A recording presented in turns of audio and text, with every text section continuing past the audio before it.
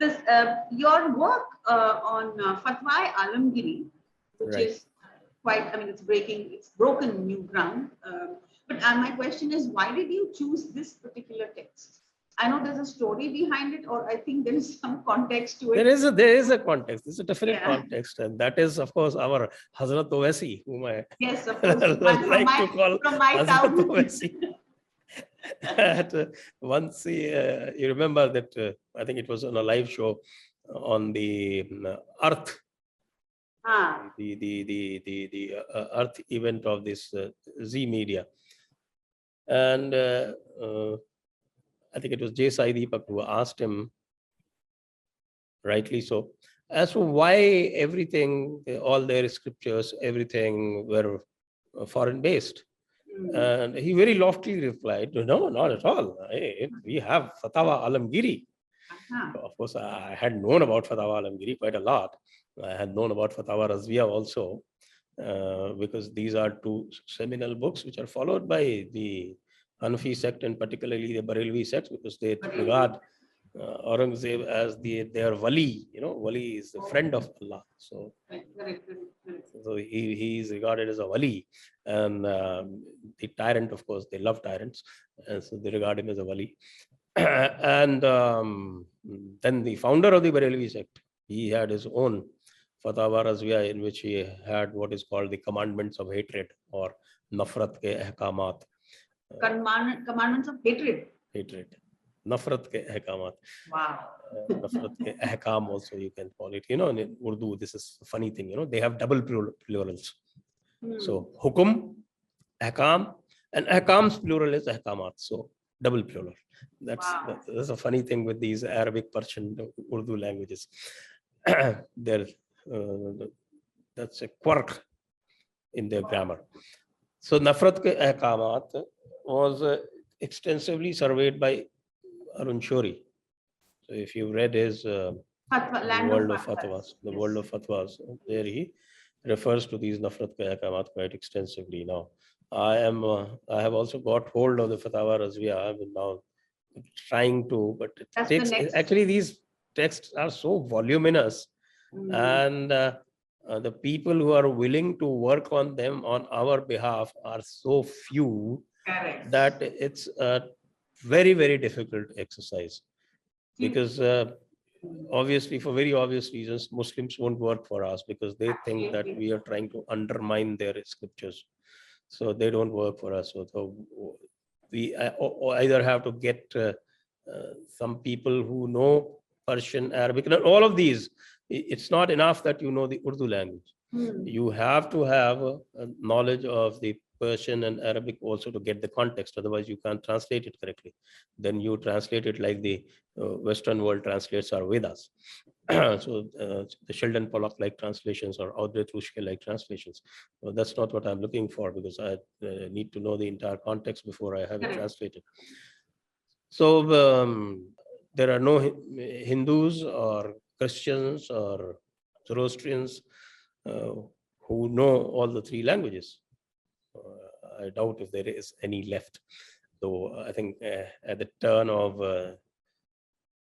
the 19th century, or even at the time of independence, I think we had a lot of them.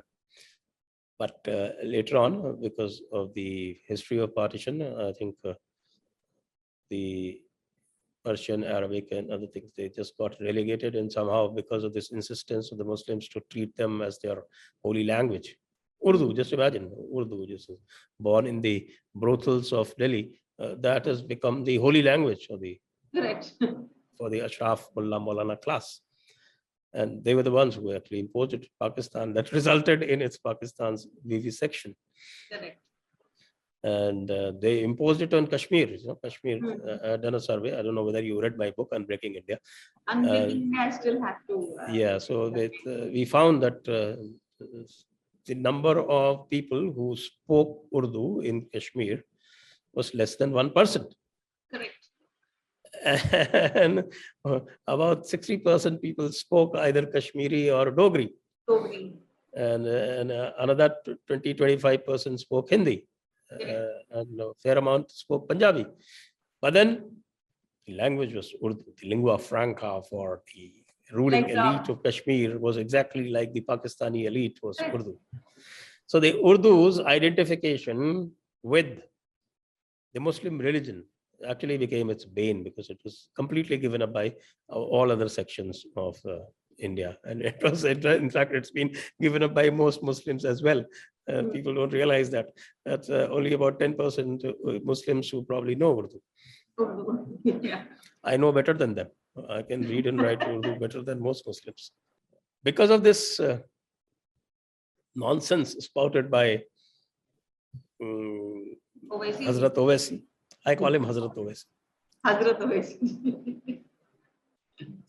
Because of this nonsense spouted by Hazrat Owaisi, and because I had a background in these Fatawa, I know what they contain. I said, okay, let's fix this guy. Let's translate this. I had been earlier looking for its translations, and I found that Fatawa Alamgiri, which is, I have also done law. So when I was doing Mohammedan law, then I came across this, that, okay, most of the Mohammedan law that we have today is based on Fatawa Alamgiri. And the wonder of wonder was that Fatawa Alamgiri has some 73 books. 73 parts to it? Or 73 books, which are spread over 10 volumes. So my God. Each volume has about 5 to 10 books. So is it a book of rules like a hadith, or what is it? Is it like a yes, it is. They basically expounding the Mohammedan law. It is something like Hidayah, if you know Hidayah. So Hidayah Marginani codified it in 12th century. So it was the codification on the lines of Hidayah for the Sunni Hanfis, basically. Okay, Sunni, for the Sunnis. Sunnis have 4 sects, basically. In India, this sect is that dominates among Sunni is the Hanfi. It's about 99% of the Sunnis. 99% Sunnis in India are Hanfis. What again, Sanjay? What again? 99%? Are Hanfis. Hanifis. Hanafi, Hana. Hanifi, yes, Hanifi, yes. I think most people, those English-speaking people, or the anglicized Indians call it Hanafi. It's not Hanafi, it's Hanafi. Hanifi. Okay. But Owaisis are, I think, like for example, the Qutub Shahis were Shias, right? The Owaisis are. Nizams are not. Nizams are Sunnis. They are Sunni. Nizams are Sunnis. Okay. This is a great confusion about Hazrat Owaisi, that he's a Shia. That is because, there's a fair amount of Shia electorate in Hyderabad. So he has to keep them appeased. So every time somebody says you're a Shia, he keeps quiet. He doesn't say yes or no. He doesn't deny it. He doesn't deny. It doesn't say yes also. Oh. I had to actually conduct a research and find out what kind of namaz posture he was adopting at the beginning of a namaz. So that's the giveaway. So because people don't know that Shia namaz and Sunni namaz is different. And not only the namaz is different, their kalma is different, their azan is different, everything is different. So because I had an argument with of all people with this certain true Indology people, you know them? True Indology, yeah, of course, the Twitter, big. So this guy, he thinks he's the big dada of all knowledge. Indic matters and all knowledge. So he got into an argument with me that no, he's a Shia. I said, no, he's a Sunni, damn it. Then I actually made fun of them, and then I asked him whether he knows any difference between Shia namaz and Sunni namaz. Of course, they don't know. Most of their knowledge is copy-paste knowledge. It's not deep knowledge.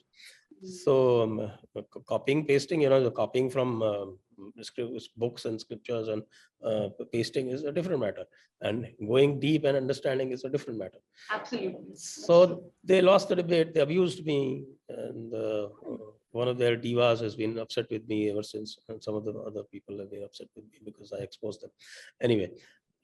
Actually, they exposed themselves. I wasn't into a fight.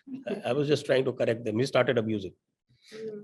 I just said that's very uncivil, and I think that sometimes Twitter does descend into that kind of Uncivil behavior. All I said was, he was mentioning somewhere that he's a Shia something. I just quote tweeted and said, he's not a Shia, he's a Sunni Barelvi, a Sufi Barelvi. So he got down to abusing me. So then I had to expose. And then when I showed the posture and said, find out from your friends who adopts this posture. Then all of them, they just blocked me and ran away, this, here, there, everywhere. So basic thing is that somebody is saying that our book is Fatawa Alamgiri. Is he going to be a Sunni or is he going to be a Shia? That's a giveaway. Right. Fatawa Alamgiri is a Sunni book. Sunni text. So it's a very tedious task. I have only got about 10 books translated so far. That's been out of 72. Out of 73. 72 is one more than the number of Huris. So 72. Huris plus one. Correct. That's the number. Seems to be a magical number with them. This is one more than the Huris. So that's 73 books. I've got about 10 of them translated so far and put them online. I think it's going to be a Herculean task. It will take a few years. It's been 1 year, and this is only what, because very difficult, as I said, very difficult to get people to translate them. But basically, to expose this hypocrisy that they have something very much Indian. Of course, we know how Indian Aurangzeb was. And the people who were translating the text were also all who reveled and prided themselves in their foreign origin. The person, what's his name, that Burhanpuri guy, Nizam Burhanpuri, who was supposed to be very elderly man. But most of the heavy lifting was done by this guy called Shah Abdul Rahim. Under the Nizam? Under Aurangzeb. Shah Abdul Rahim. Nizam Burhanpuri was the main person. Head of the project was Nizam Burhanpuri. Okay. And the second in command was Shah Abdul Rahim, father of Shah Waliullah. Okay. If you know the history of all these people. So Shah Waliullah, then after that Shah Abdul Aziz to what is called the Shah Ismail and Sayyid Ahmad Barelvi. This later on, then there was a dispute and then they divided into Deobandi and Barelvi.